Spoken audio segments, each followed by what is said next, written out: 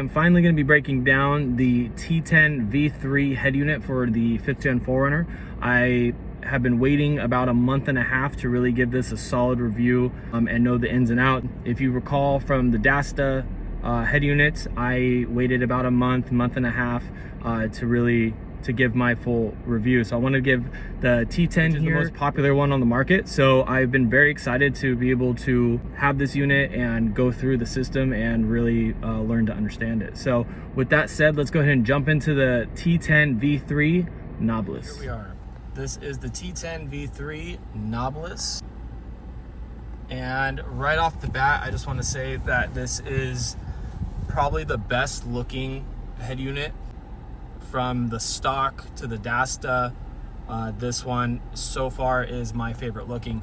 The paint on it, you can tell, is just really high quality. They took a lot of time in making sure this thing looks and feels OEM, and that's one of my biggest attractions to it. The knobless feature is pretty cool, and it leaves a really large screen. You don't realize it until, first with the Dasta, the knobs only come out to right here, but it does limit the screen quite a bit. So just not having them, it gives it a nice clean look. So I really like the look. We are currently on the Carplay. Let's go ahead and start with volume control, because everybody asks, what do you think of the knobless? And I'm a little torn on it, to be honest. It's been about a month and a half here. And the one thing I miss about the knobless is if I'm pulling up to somebody and I've got my music kind of loud, I could just go, and I could swipe it down really quick. In this case, I have to find this little marker here, and I have to push it down and push it forward. So that can be a little frustrating, and because it's just not as quick. Is it a big deal? That's up to you to decide. Another option obviously is the steering wheel. This system, which I love, something I couldn't figure out with the Dasta, is it does work with the steering wheel pretty easily. I didn't have any issues when connecting all that together. The volume button works, switching music. You have a lot of customization options with this, and you can set up the steering wheel to control pretty much whatever you want in the head unit itself, which is super cool and convenient. And again, something that I couldn't really have with the Dasta, like low battery. So little stuff like that. This is the Carplay. Now we'll go back. So let's go ahead and go to the main menu, which is pretty easy. You just swipe this down. The square here will bring you to the main menu, and then have your windows where you can close and open everything. The circle will bring you just back to the main menu. Screen and the picture format on here. Another one of those things I'll give it over the Dasta is the picture quality comes on here nice and large. It doesn't cut anything off. I had some issues with the Dasta with that one, or it would be just blown up too much, but this one fits perfectly, so I don't really have any complaints there. The icons on here are probably my only complaint. I don't really like them. I feel like they're a little outdated. Reminds me of like 2013, 2014.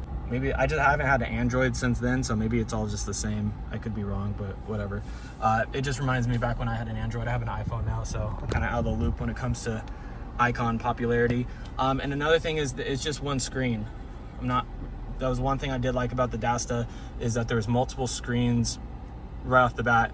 In order to get to the other screens, I have to click this button here and I have to scroll this over, which it's quick. I mean, it's fine. It's just one of my little critiques on here, that I would prefer the Dasta over that specific. I do like it shows your battery voltage. There's a lot of customization options on here that you can have up here. Now, as far as apps, I really like how the layout is. That was one critique on the Dasta I didn't like, is that the icons looked a little kind of old, and I just never liked the way they looked. Where in this case, they look nice and clean on here. You can have Instagram. You have to be connected to internet, but it's a nice full screen when you're on here, which is something the Dasta didn't have. It's still a little It's still a little difficult to kind of see everything, as you can tell, because I don't think you can get rid of this. But again, I'm not on internet right now, so don't quote me on all this. I like the Instagram app. The Instagram app did not really work very well on the Dasta, but on here, it fits the whole screen and it is much easier to use. Facebook, same thing. Email, same thing. It's all one big screen when you're searching on Google or you're in your email. Everything just fits perfectly, which I really like. Let's see. YouTube, same thing. Now going into settings here, you can pretty much customize everything. There's a lot of customization on here, from the display, brightness, wallpaper, font size. So it's definitely a lot more in depth compared to the Dasta. Time zone, system upgrade, MCU, personal. I mean, I haven't even dived into a lot of this stuff. I've looked around and gone through it, but there is a lot of customizing that you can do on here. Here's a familiar screen. The same thing was on the Dasta unit. And you go to your apps and notifications, and you can see everything, your Google accounts, your Facebook accounts, your Instagram accounts, everything that you want to have linked up to here is all in here. Here is, I just clicked this button, so files. You can go into the alarms. This is all the files, movies. You can upload music, you can upload, everything. I mean, you can literally, this thing is like a computer in your truck, just like the Dasta was, but I feel like this one there's a lot more options for you to do. And I personally don't have any videos or music that's set up in here. I just like to use my Apple Carplay, and I use YouTube. My kid likes to watch movies from here. I like to watch movies from here. It makes the road trips way more comfortable. Now, to get over to the CarPlay, you swipe over and you hit T-Link. T-Link will connect you. And this will be my biggest critique of this system, is the CarPlay. Now, the CarPlay is not really in their control. It is an Apple. It's for Apple, but for whatever reason, I've had a lot of issues connecting to CarPlay. Sometimes they'll just be loading for a long time, or sometimes it just won't connect at all, and I have to go basically forget the device on my phone, and I have to go back and just kind of restart everything. There's sometimes I've spent like 10, 15 minutes, 20 minutes. I've spent all day really driving around trying to get this thing connected. One thing I learned is do not FaceTime, do not disconnect CarPlay once it's connected, because it's better just to start up the car and have it automatically connect and leave it alone. Like, don't disconnect it, don't answer your FaceTime calls, because switching to that it like glitches the system. And I've talked to the owner, King Sev on Instagram, who created this and has spent the last 20 odd years creating this, and it's something he even is challenged with, is the CarPlay feature. It's not really in his control. All of that said, though, I did have some issues on the Dasta unit as well when it came to CarPlay, but not as many. So I don't really know what that means or how that works for the system. I just know that Dasta it would over connect sometimes. But I did have issues where it wouldn't connect, but sometimes it was like, I don't want it to connect, and it's continuously trying to connect to Apple CarPlay. So I don't really know the reasonings behind that. I'm not super educated into CarPlay, and this is all still pretty new to me. The Dasta was my first experience with it. So the CarPlay can be a little finicky and annoying, but it's kind of ironed itself out over the last couple weeks. For whatever reason, it's just been kind of solid. I haven't had a lot of issues, but I've also learned how to work with this. Now, there is an option, I think it's called the doggle, they'll send you, and it basically, the CarPlay will just automatically connect to that. It goes through your USB, and I guess it's just a lifesaver when it comes to all of this. So definitely something to keep in mind if you are having CarPlay issues. I guess not everybody has it, but a lot of people do, and that is one of the options that they take. I'm currently waiting for mine in the mail, so we will we will see how that works with that. Another thing about this unit is the customer service is probably the best. It is the best. The owner of this, that created this system, really cares, and he has diagnosed almost every single issue when it comes to this device. There was things when it came from installing to just setting it up, and he would send me over a video if I had a complaint. Goes up, yep, he's already experienced this. This is how you fix it, or this is what you do. So there is literally step-by-step tutorials on how to bypass any issues that you're having on this head unit.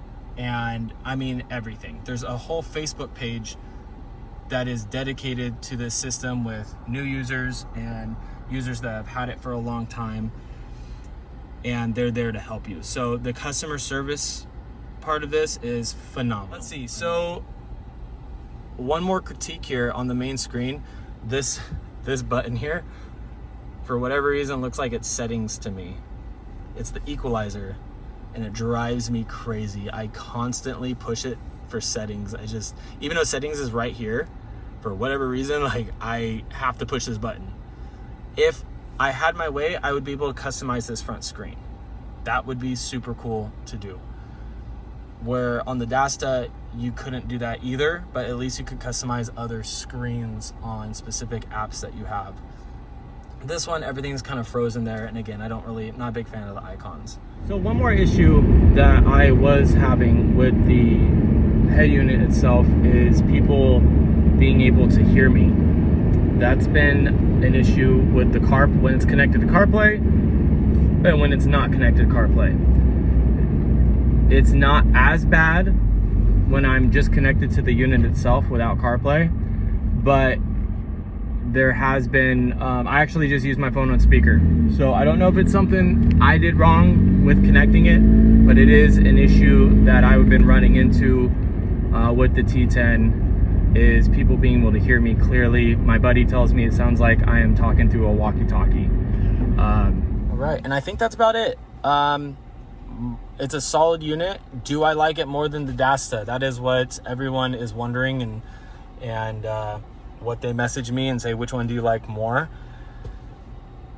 And honestly, I'm torn, because there's features I like about this one and there's features I like about the Dasta.